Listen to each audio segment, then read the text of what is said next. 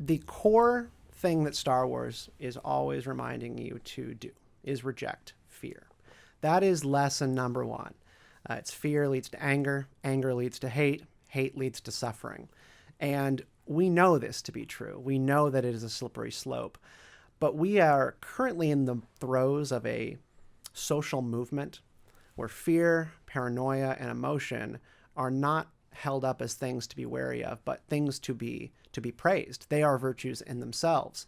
I see this particularly among younger generations.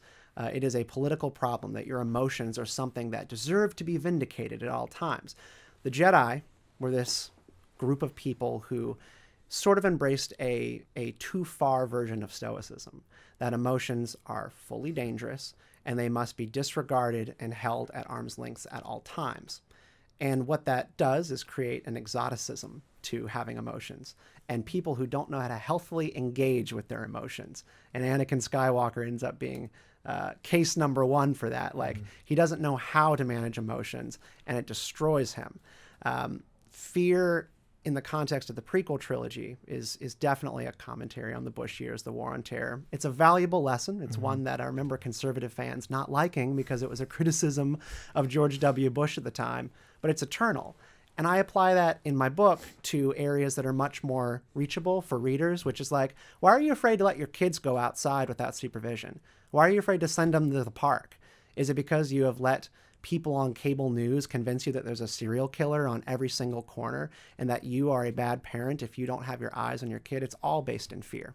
Yeah. And like today, and I hate to sound like a grumpy old man, but I really don't recognize not just my community, but my fellow Americans that seem to be totally engripped in their fears. And not just the pandemic, but politics seems in a way that wasn't true even 5 years ago. It's all us versus them. It's all a caricature of the other side. And like it could be about any debate. If you're a true anti-fascist, everybody that doesn't agree with you is a fascist. If you ever raise any questions about Me Too, and I was talking to Nancy Rommelman on this show yesterday, and she's like, because she said, this might go too far, she was tagged as celebrating rape culture. So it's like everything's a caricature, right? Like, you're either with me or you're a monster. And you're either with me or you're my enemy. Yeah. Precisely. And so like there's one of my chapters is on the importance of empathy. And I build it off of a scene in the middle of The Force Awakens, episode 7, where Rey has been held captive, or she's been captured by Kylo Ren in the First Order. And she's tied up to this table and she's like, "You're a monster." And Kylo Ren steps back, doesn't say a word, pops his mask off and slams it on the table. And he says, she's saying, "I'm being chased by a creature in a mask." And he puts it on the table and looks at her, and he's a cute boy. And she's like, she just kind of like trembles in that moment.